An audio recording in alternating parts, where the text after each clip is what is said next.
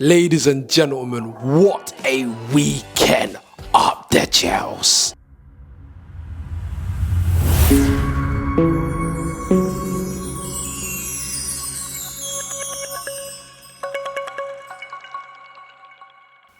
Welcome back, my people, on CFC Santana. Listen, in this video I'm going to be giving you my review of the Chelsea 2, Brentford 1. Listen, if you're a Chelsea fan, I know this weekend was a beautiful weekend. This weekend was one of the best weekends to be a Chelsea fan, and I'll tell you why. Liverpool dropped points, Arsenal dropped points, City dropped points. Like, everybody was dropping points left, right and centre. Even the likes of Brighton, who probably could be top 4 contenders. But right now this video is about Chelsea 2. Brentford 1. We finally have snatched our West London chains back, because listen, in the past couple of years now, you know what, not even the past couple of years, ever since Brentford have come into the Premier League, Brentford at home has always been a problem. We ain't been able to get the win over them, but finally, Maresca has brought the 3 points to the bridge, and it stays at the bridge. So I'm going to give you my opinion on the actual game. Listen, majority of the game, probably up until about the 75th minute, it was all Chelsea. I could not believe the type of bus that Brentford were parking. Thomas Frank absolutely parked the most dirtiest bus of this season. And to be honest, I don't blame him. We are the top goal scorers of the league, but come on, if you're going to pull up to the bridge, and the fact that you lot got a great record against Chelsea at the bridge, at least come and say you want to play football. He had Mbuemo doing centre-back shifts. He had Wissa doing centre-back shifts. That was mental. And before I continue, what is it with mid-table clubs pulling up to Stamford Bridge, or we pulling up to their ground, and their goalkeeper turning into prime Neuer or prime Czech? Because boy, Flecken in that first half was prime Neuer. We had a lot of chances in that first half, but Flecken, foot out, save, here, block, here, taps it over, here. I couldn't believe it. I was thinking, why is it always these mid-table club goalkeepers want to turn into flipping prime Neuer or prime Czech? Is it because they're thinking, maybe if we pull up and I do a magnificent performance, Chelsea might go crazy and go by me? Maybe so, but listen, Flecken, that was a good performance overall. Even though he conceded 2 goals, it is the mighty Chelsea. We are the top goal scorers of the league. I can't fault you too much, but anyways, let me stick on to Chelsea. Listen, that first half performance, it was a good performance. Let me not lie. That first half performance was a very good performance. And I'll tell you why it was a very good performance, because it was a performance that was controlled. We controlled that whole game. Brentford couldn't get out of their half. Yes, maybe they did pull up with the stinky bus tactics, but even so, their game plan was to hit us on the break. There was so many times they tried to do that, and we stopped them instantly, and instantly back into pressure. Back into pressure on them. Back into pressure on them. Back into pressure on them. And I'll be real, during the game I did tweet out, I didn't understand at the time. I didn't understand why we were doing crossing in the box, inshallah, and hope to score. Because it just felt like to me like the way for us to score was maybe get to the byline, or more use, what can I say? Go through the middle of the park. Yeah, go through the middle of the park. But obviously, as time went on, I started realizing, yo, they are actually parking the most dirtiest bus, and they're not coming out of there. They've got the handbrake on. I thought eventually, maybe the first 10 minutes, Brentford will park the bus and slowly edge out. But nah, they kept that on, that handbrake on. Do you know what I mean? They actually kept that handbrake on, and I started understanding, yeah, all right, cool, crosses need to come in. But at the same time, I was thinking, we're not really aerially dominant. Nicholas Jackson, he's not an aerially dominant striker. So I was thinking, where is this goal going to come from? I'll tell you where this goal was going to come from. Cucurella. He eats paella, he drinks Estrella, his hair's fucking massive. Cucurella, the best left back in the league. He came through with his massive hair, and he absolutely headed it into the bottom corner. That was a brilliant flipping goal. That was a striker's-esque goal. That goal there was beautiful. And I'm actually happy we got more ways of scoring goals throughout this team. So yeah, Cucurella is another player that adds onto the list of Chelsea's many goal scorers this season. We are not one player FC. Everyone's getting a piece of the pie. The first half, like I said, we was controlling it. Noni had a few chances. I think he was unlucky in this game. Looking at Twitter, I know a lot of people are getting onto Noni, but I think Noni was having an okay game up until he delivered that assist for Cucurella. But that cross was absolutely pinpoint. I feel like Noni's been working on his crosses because he delivered a few crosses today. It looked like the game plan was hit the back post. We got runners coming in. Cucurella was doing that so many times during that game. I think even Noni, he done it a few times. He could have got a goal if he sorted out his feet, but unfortunately he didn't. So yeah, that was basically the first half. We were getting close to the goal.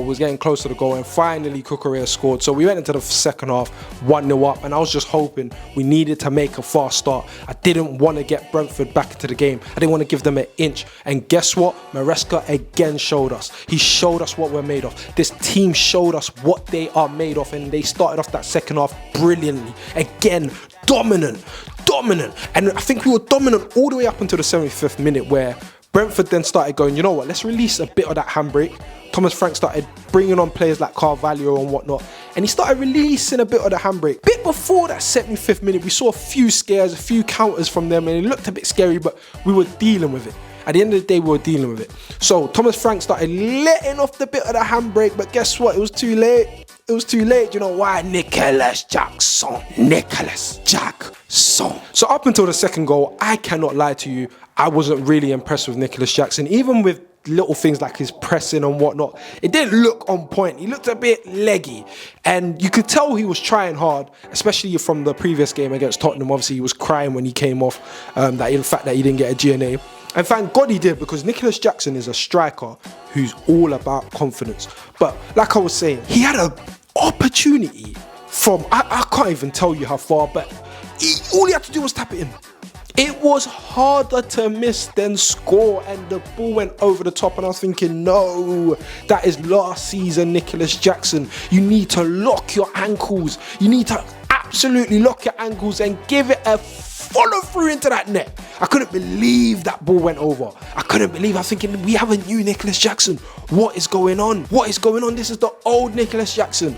But he redeemed himself. And you know what? Before he redeemed himself, he had one shot from a bit of range, yeah? And I couldn't believe it. I was thinking, right, Flecken did get a touch on it, but the officials, they're a bit booky. I can't lie, they're a bit booky. That was a save from Flecken, but it was a great attempt. And I was thinking, oh, he's feeling himself a little bit. And that was correct, because Nicholas Jackson ended up putting us 2-0 up. We went on a break again, fast break. You do not want to start giving Chelsea space. If you release that handbrake and we go on attack and we counter-attack you, oh, scary days. Our players have got pace, they got belief. This is one thing I love about this team. It doesn't matter. This team knows we're going to create chances. This team, there's a belief in this team that we're going to score. We're going to score goals. And it's a beautiful feeling. This is a brand new feeling. I have not had this feeling since 2010 with the Ancelotti team, where Chelsea's all about scoring goals. We've won cups since then, but it's all been based around defensive performances and whatnot. We're keeping it solid. Like, there's nothing wrong with it, but I enjoy football where there's goals. I enjoy my team to be able to pull up and say, listen, we can let our handbrake off, and if we do, we can outscore you. And that's where Chelsea is right now. But like I was saying, Nicholas Jackson went in one-on-one. Great finish. He put his foot through it. He locked his ankle. He absolutely locked his ankle, put his foot through it, and he made it 2-0. And at that point, game was done. At that point, I felt game was done. I was screaming for Nkunku to get on, but I know what Maresca's on. He gives Nkunku petty minutes, but it is what it is. So towards the end of the game, Brentford seemed to be working their way back into the game. They started getting a few flurry of attacks in, and I was thinking, please keep the clean sheets, especially for my FPL. I had Cucurella in there. He got me a goal, but I was hoping, please keep the clean sheet. And unfortunately, they hit us on a little counter ball over the top. Colwell got caught out. Tosin tried to make a little interception on Mbeumo and he couldn't get there, and Robert Sanchez got beat and it was 2-1. And the fourth official ended up putting 7 minutes onto added time, and I don't know where he got that 7 minutes from. 3 minutes, yeah, I can agree. 4 minutes, you're pushing it a little bit. 5 minutes, yeah, you're taking a bit of the piss. But 7? Yeah, man. Them official must be Arsenal and Liverpool fan, because that was absolutely nonsense. So the game ended 2-1. We picked up the 3 points. But it's now time for me to give you my review on certain players. I feel like everybody played well, but there were certain players who had an exceptional game. And I'm going to start off with, surprise, surprise, Moises Caicedo. Now, Moises Caicedo is our most important player. I know some people might think it's Palmer, but I'm telling you, Moises Caicedo is our most important player at Chelsea Football Club. This guy had another monstrous performance. Caicedo is the best central midfielder in this league. I don't want to hear anybody else, especially the fact that Rodri's out. Caicedo is the man. Absolute monstrous performance. It gave me Kante vibes. Everywhere the ball was, he was cleaning up. You can say he might have been at fault for Brentford's goal because he did get dispossessed. But listen, that doesn't stain that performance. That was an absolute monstrous performance. And again, it's funny, nobody's mentioning his price tag. Now, the next person I do want to give my flowers out to is Cucurella. He had another massive performance at left back / left wing, if you want to see it like that, because he's doing the overlap job and it's beautiful. It's beautiful. He's not really inverting. He's overlapping / inverting, but I feel like it's more of an overlap. But yeah, Cucurella got stuck in. He was everywhere. He got the goal. Yeah, man, he brought us the win. He brought us the 3 points. The best left back in the league. I'm telling you lot this now. He is the best. So the next player I do want to shout out is Malo Gusto. Listen, I've been very critical of Malo Gusto this season, and I think it's rightly so. I think he's been poor this season as an overall, but in this game, he absolutely shone. And I like this position he's picking up because he's not in the half spaces. That was my problem with Malo Gusto. He's picking up half spaces and he's getting onto the end of balls where I feel like our attackers should be getting onto balls, like the likes of Palmer, Noni, Enzo. Them type of players should be getting onto the ends of balls, because Gusto's never scored a goal in his whole footballing career. So I don't trust him in front of goal. But this performance today was a great performance. It felt like the old Malo Gusto. It felt like we got him back and it was a good performance. So shout out Malo Gusto. So the next two who I want to shout out today is going to be Colwill and Tosin. Yes, I've shouted out our whole back four. I know we conceded today, but it was a good, solid performance from them. Without them, we don't keep the pressure on the way we were keeping it on Brentford. Tosin today came in for the likes of Fofana. I'm surprised. I thought it was going to be Badiashile, but it was Tosin. He came in and he stood tall, man. He stood firm. When balls were coming in from corners, crosses, throw-ins, Tosin was getting rid of them. Tosin was picking up the right positions that he should be picking up, and he looked comfortable. He looked like a man who's been playing throughout the whole season as our starting centre-back. And this is the reason why being in Europe, being in Conference League is so important, because if we weren't in the Conference League and we didn't have Thursday games to be given Tosin, he wouldn't be match sharp for this game at all. But he came straight in and he did a good job. Colwill, again, he's starting to grow to become the centre-back that we need.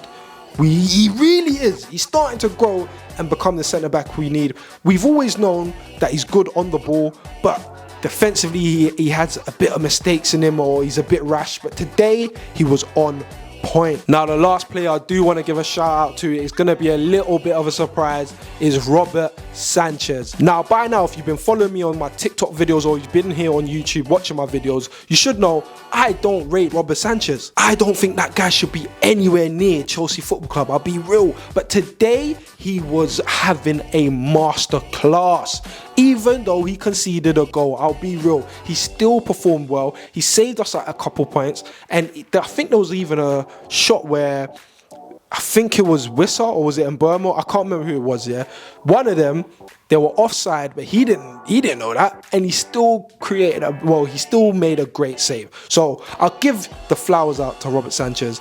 I'm the type of person, even if you do perform and I don't want you in the club, I'll give you your flowers. Like, at the end of the day, you're helping Chelsea Football Club, who I love and support, to go further and collect the 3 points. Now, are Chelsea in a title race? I've told you a lot before. We are. I'm not one of those fans that are going to lie. right now we're in a title race. That doesn't mean by May we're gonna be in a title race. Right now we're in a title race. We're in a title race until we're not. It's simple as that. I know Chelsea fans don't want to say it, but me, I've got my chest. I've got my chest. At the moment, we are the best team in the league. Tell me I'm lying. Tell me I'm lying. This was our 7th win in all comps and our 5th straight win on the trot in the Premier League. At the moment, we are playing the best football. We're the most entertaining team, and we are technically the most consistent team at the moment. We are only 2 points behind Liverpool, who play Tottenham next week, and we play Everton before they play Tottenham. So theoretically, we could actually go first in the league. And if they mess up against Tottenham, we're first. I know they got a game in hand, but it makes things interesting. We could be first by the end of the next game week. That is mental. And for fans to be saying we're not in a title race, I hear it. It's banter. You don't want to get bantered. You want to chill. Some are saying a title race only starts in March. I hear it. Listen, a race is a race. You know what I mean? If you're looking at a 200-meter race, if you see the two up front, you're going to say, yo, those two are battling to win the race. Yeah, maybe one might fall behind and then the person who was 5th or whatever comes through and wins it. That's a different conversation. For me, we're in a title race. If it hits March and we're still in this same position where we're close to the first position or we even might be first, my conversation will change into Chelsea are going to win the league. Right now, I can't say that. Right now, I can't say that. What I can say is, right now, it looks like the only 2 teams that are serious are Liverpool and Chelsea. And we're going toe-to-toe at the moment. So right now, we're coming to the end of the video. Listen, thank you for watching. Make sure you click the like button. Make sure you subscribe because there's going to be more videos on here. And people, tomorrow, I'll be dropping 5 reasons to why Chelsea will win the league. And I'll give a little catch-up because I've not done that in a while. I'll give a catch-up on what's going on with Chelsea, like the likes of our front of shirt sponsor, some transfer rumours and whatnot. But people, if you've enjoyed this video, make sure you've clicked the subscribe button. And by now, you should know what time it is. Santana, over and out. Book 'em!